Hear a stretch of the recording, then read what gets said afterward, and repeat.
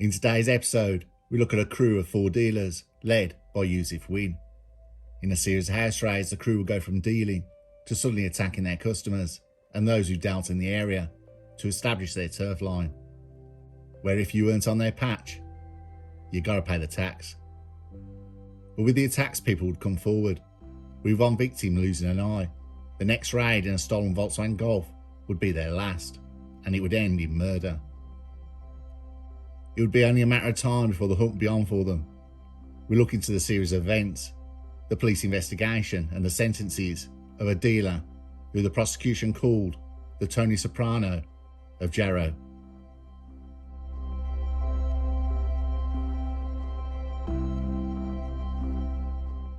Yusuf Win led 3 others in his crew at close dealers. There was Paul Fawcett, newly recruited John Wanless, and Josh Hawthorne. Paul Fawcett was a second in command and was the main enforcer for Yusuf Win. He made sure the dealing operation ran perfectly, that money was collected and no one messed them about, supplying the south side of Tyneside. Josh Hawthorne controlled the dealers who worked for Win. Yusuf Win had believed that people he sold to should pay a tribute, as most of his customers sell on a gain after purchasing. He wanted a percentage of their profits to keep them in line. Taxing your customers is never a good way to grow your business. Some he disliked and wanted to pull in line, and some he just went all out and robbed them of their stash and cash. I have redacted the names of the following 3 victims to protect their identity.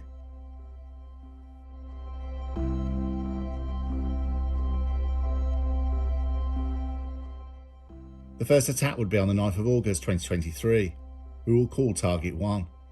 It was a beating and taxing exercise by Yusuf Win to keep Target 1 in line. Yusuf Win drove Kenny Fawcett to Target 1's address. They rang the doorbell, and as soon as the door opened, the 2 barged in. At home at the time was Target 1's family, but it made no difference. Without any kind of warning or threat, they attacked Target 1 and threw ammonia in his face. His family rushed over to him. He was screaming in pain, holding his hands over his eyes. The fumes were making him gasp for breath. Yusuf Win and Kenny Fawcett gave up on taxing him. There was too many witnesses kicking off and screaming, but the target would have got the message.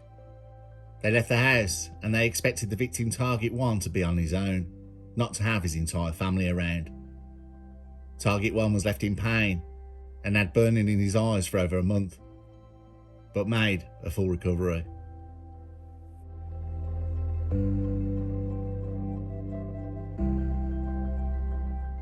The second attack would be on the 12th of August 2023. It was an enforcement plan by Yusuf Win. The target had been picked and he would now have to kick up tax to Win and his associates. Target number 2 would be visited by Kenneth Fawcett, with the newly recruited John Wanless, the local hardnut who has a string of convictions for assault. Yusuf Win would drive up to the victim's address with Wanless and Fawcett, following in a stolen car, a grey Volkswagen Golf. John Wanless and Kenneth Fawcett went to the flats and knocked on the door. Inside was a target with one of his friends. The target asked his friend to answer the door. The target's friend opened the door and was sprayed in the face by both Wanless and Fawcett with an ammonia-like substance. The gang issued their threats to the target and left the flat. The target's friend's vision was affected for several weeks. He was totally an innocent bystander who had no involvement in any criminal activity. It would take months before his sight permanently recovered. The victim of the attack suffered a mental breakdown. Though he is getting better, the attack has permanently impacted his life. The gang's ferocious attacks were a warning, but the next attack would have a very far nastier outcome.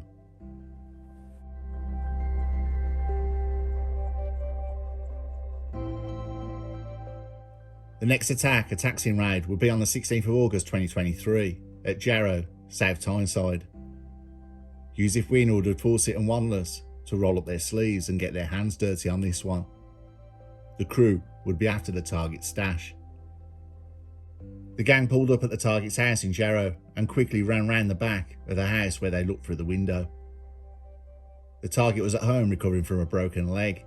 He had a plaster cast on and was with his girlfriend watching TV. He felt there was something to the side of him and as he turned, 2 men appeared at the patio door, masked up. The 2 men burst in and without any warning, swung a hammer at the target. He fell backwards, avoiding the swing. The target's girlfriend ran in and grabbed the hammer on the second swing. She was sprayed in the face, it hit the girlfriend in the eyes, and she dropped to the ground, struggling to breathe.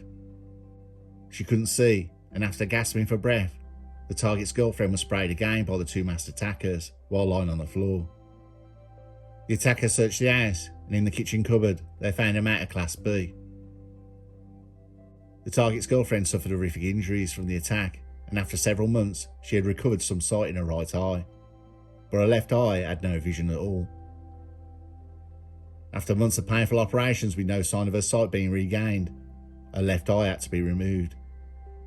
As you can imagine, this had a severe impact on the lady's health, changing her life completely and affecting her confidence and self-esteem.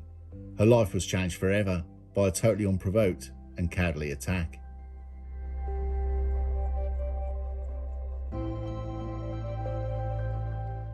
The next attack would be a taxing operation, Andrew Foster. Andrew Foster used to buy off Yusuf Wynn. With the products he bought, he would make herbal edibles. You know what I mean, sweets and cakes. These he'd sell on. Yusuf Wynn had the hump and felt he should be getting a tribute from Andrew Foster. Wynn wanted Fawcett and Wanderless to tax Andrew Foster and go to his house that day and get the job done. Fawcett and Wanderless pulled up outside Andrew Foster's address in Reckerton. Fawcett tried phoning Yusuf Wynn before he was about to launch the attack, asking him details of what we wanted. There was no answer to Wynn's phone, so he called Joshua Hawthorne, who was a key part of Yusuf Wynn's business, for instructions, and after a conversation, Fawcett and Wanderless left the car and walked over to the house. Andrew Foster was at home with his girlfriend Katie Harrison. Fawcett and Wanderless approached the door and rang the doorbell. Andrew Foster answered and was immediately sprayed with the ammonia substance, and he hit the floor, gasping for breath. The 2 attackers, Fawcett and Wanderless, started looking for stuff to steal in the house. Andrew Foster was on the floor and he couldn't breathe. The ammonia substance had cut off Andrew Foster's breathing. Fawcett and Wanderless left the house a couple of minutes after the attack. Straight after, Kenneth Fawcett was trying to call up Josh Hawthorne. He was texting him telling him to answer his phone, and he wasn't happy. Joshua Hawthorne met up with Fawcett and Wanderless, realising this man they attacked was probably dying or dead. Press reports were released of a murder investigation being launched. Wanderless took the stolen Volkswagen Golf used for the attacks, and it was dumped and torched. The ammonia substance had cut off Andrew Foster's breathing, causing catastrophic brain damage, and then his death by cardiac arrest. He was 26 years old.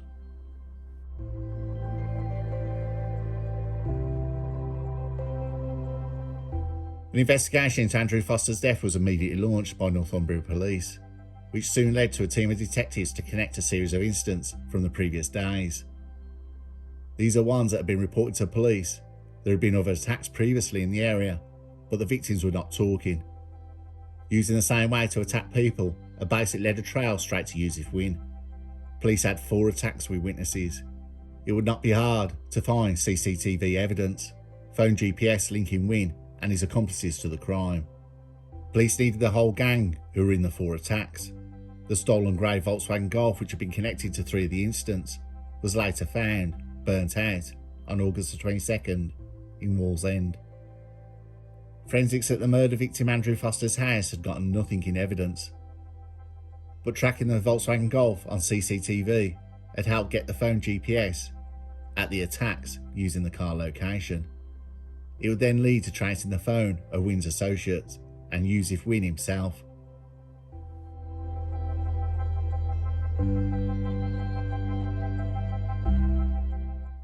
On July 2024, at Newcastle Crown Court, the trial lasted 5 weeks.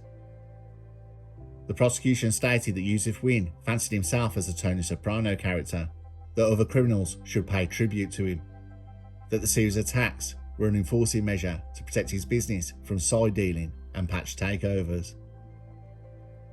There could be no doubt that this sequence of events commanded by Yusuf Wynn, which occurred in quick succession over a relatively short period last August, can be characterised as a campaign of violence, designed to bring fear and reprisals to those who cross Yusuf Wynne in his criminal activity. John Wanless was responsible for 3 of the ammonia attacks and was also driving himself and Kenny Fawcett in a stolen vehicle to the scenes of crime. After he realised that the stolen vehicle could link him up to the murder of Andrew Foster, he then took the car and burnt it in an attempt to cover it up. Kenny Fawcett was a willing enforcer for Yusuf Wynne and was instrumental in the 4 attacks with ammonia. He has a significant record of previous convictions, but in particular a conviction in 2010 for causing grievous bodily harm with intent, for which he was sentenced to imprisonment for public protection with a minimum term of 3 years. Joshua Hawthorne was only charged for the final attack. He was not part of the persistent campaign of violence across the 4 attacks in this case.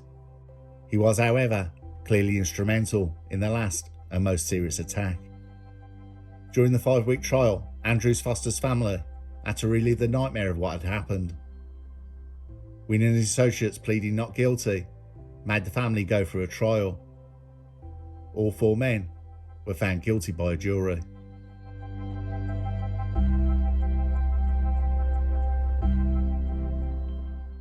Kenny Fawcett, 33 years old, from North Shields, was jailed for life with a minimum term of 32 years for murder, robbery and counts of attempting to cause grievous bodily harm with intent. Josh Hawthorne, 22 years old, of Ashfield, Jarrow, was jailed for life with a minimum term of 22 years for murder and robbery.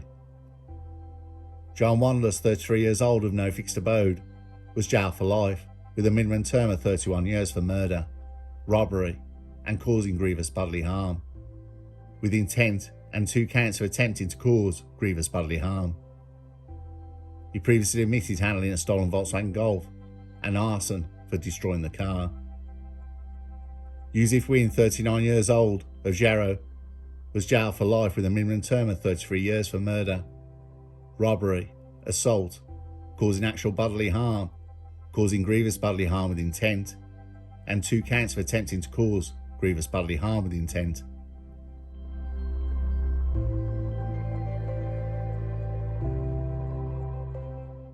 Yusuf Wynne had become a successful dealer and was getting established, but with having people work for you and money and power, to suddenly change your mindset to an Essex Boys type of taxing dealers and outright robbing them.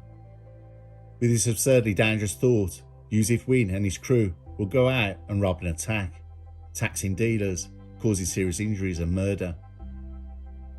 The witness impact statements are vivid and heartbreaking, with Andrew Foster's girlfriend and family speaking of their loss. Then there were the victim impact statements of the others and the woman who lost an eye, who you could feel an emotional and physical pain they'd all gone through. A senior police officer said, "You don't have to deliver the fatal blow to contribute to someone's death, and using a household item such as ammonia can still very much amount to murder." As soon as Yusuf Wynne came up with a taxing idea and using the degree of violence shown, it was only a matter of time before he and his associates got pinched. With each of those 4 attacks hitting the news headlines and in such a small time frame, the hunt would be on for them.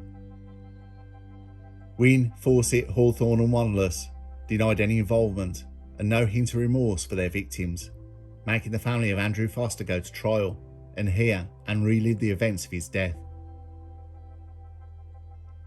The sentences were pretty substantial. There were minimum terms for 3 of them of over 30 years. A truly horrible case that plays like a penny dreadful. The public can tolerate monsters if they stay in the shadows. As soon as they come out and attack, then their time is over.